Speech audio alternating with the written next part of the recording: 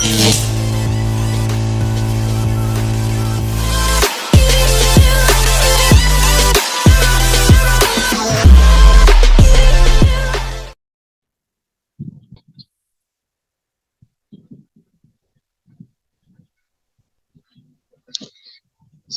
warahmatullahi wabarakatuh. Perkenalkan, nama saya Maimun Rostam. Saya dari kelas TI 22E.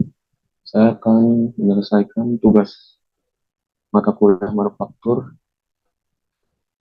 Tugas itu yang berjudul pengenalan proses manufaktur plastik. Proses manufaktur plastik adalah rangkaian kegiatan yang dilakukan untuk mengubah bahan baku menjadi produk jadi plastik.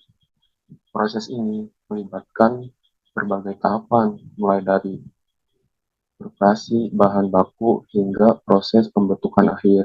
Next.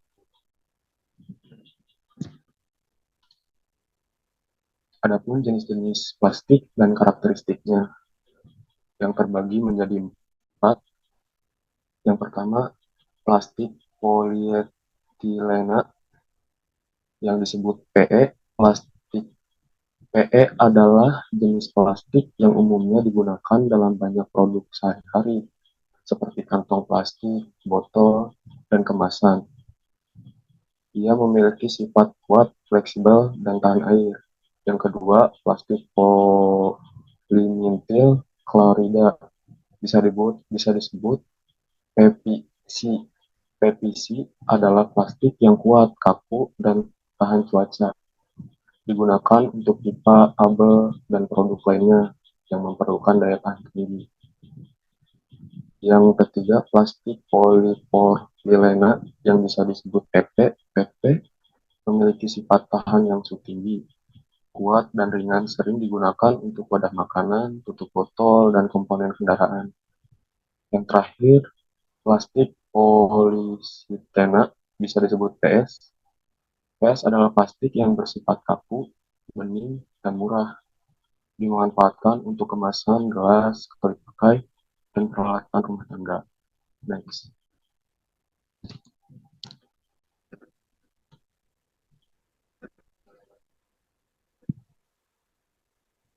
Masuk ke tahap persiapan bahan baku, terbagi menjadi 3. Yang pertama, pemilihan desain plastik yang sesuai dengan karakteristik dan aplikasi produk yang akan dibuat. Yang kedua, proses pengeringan bahan baku untuk menghilangkan kandungan air yang dapat mengganggu proses selanjutnya. Yang terakhir, pengecilan ukuran atau penggilingan bahan baku menjadi bentuk bubuk atau berundul yang lebih kecil untuk memudahkan proses campuran. Gambarnya seperti yang di samping. Next.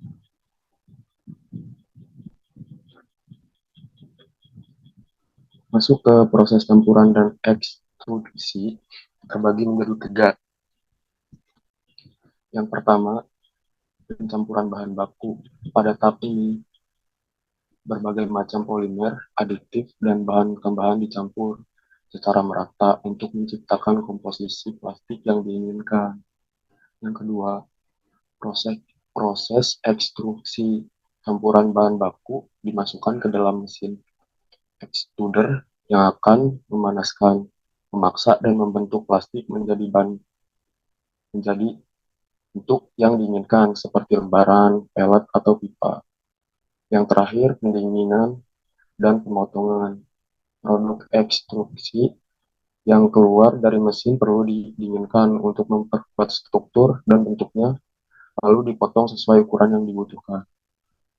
Next.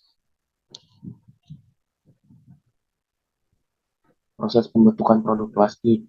Tahap pembentukan produk plastik merupakan bagian krusial dalam proses manufaktur.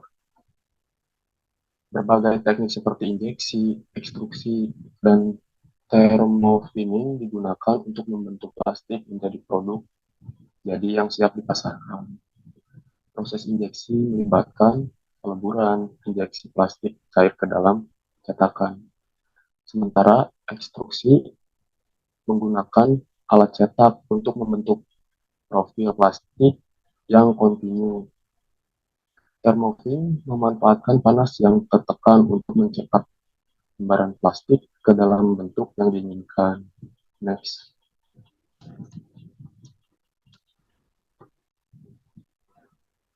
Masuk ke proses pendinginan dan pemotongan.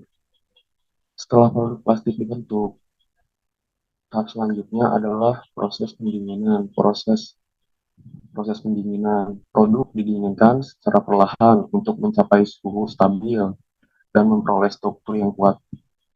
Tahap pemotongan dilakukan untuk memisahkan produk jadi dari bagian lain yang tidak diperlukan seperti sisa-sisa material atau bagian yang melebihi dimensi yang diinginkan. Next.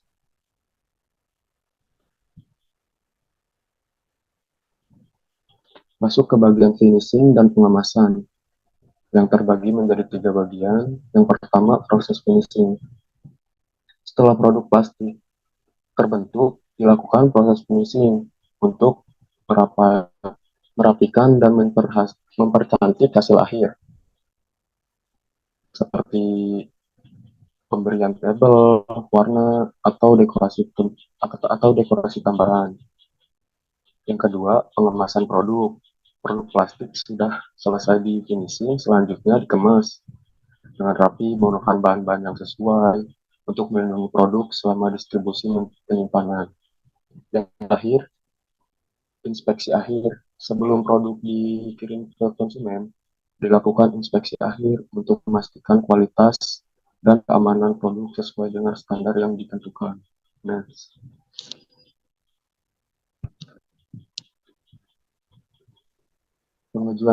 pengujian kualitas produk plastik yaitu menjadi 4.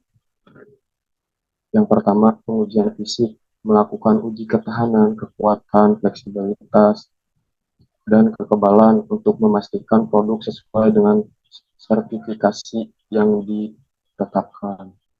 Yang kedua, pengujian kimia, menganalisis komposisi bahan, kemurnian, dan stabilitas untuk memastikan tidak ada kandungan berbahaya yang dapat membahayakan penggunanya. Yang ketiga, pengujian fungsionalitas, menguji kemampuan produk dalam memenuhi tujuan penggunanya, seperti kinerja, keamanan, dan kemudahan penggunaan.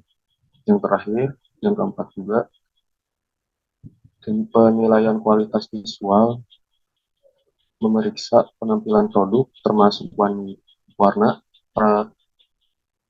kerataan permukaan, dan fitur visual lainnya untuk memastikan produk sesuai dengan standar estetika. Next. Masuk ke tahap tantangan dan inovasi dalam proses manufaktur plastik. Yang terbagi menjadi 3. Yang pertama, berkelanjutan menjadi bahan baku plastik yang lebih ramah lingkungan. Yang kedua, efisiensi energi, mengoptimalkan penggunaan energi dalam proses produksi. Yang ketiga, pengurangan limbah, mengembangkan metode daur ulang dan pengolahan limbah plastik. Sektor manufaktur plastik terus menghadapi tantangan dalam hal keberlanjutan energi dan pengelola limbah. Namun industri ini juga beradaptasi dengan inovasi seperti penggunaan bahan baku alternatif, otomasi proses, dan teknologi daur ulang yang canggih. Upaya-upaya ini bertujuan untuk menjawab isu-isu lingkungan dan menciptakan model bisnis yang lebih berkelanjutan. Next. Peran proses manufaktur plastik dalam industri terbagi menjadi 4,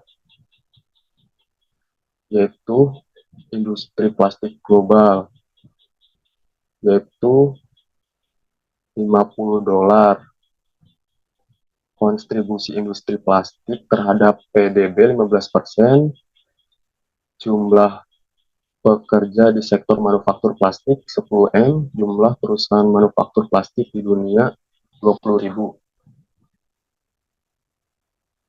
Industri manufaktur plastik memainkan peran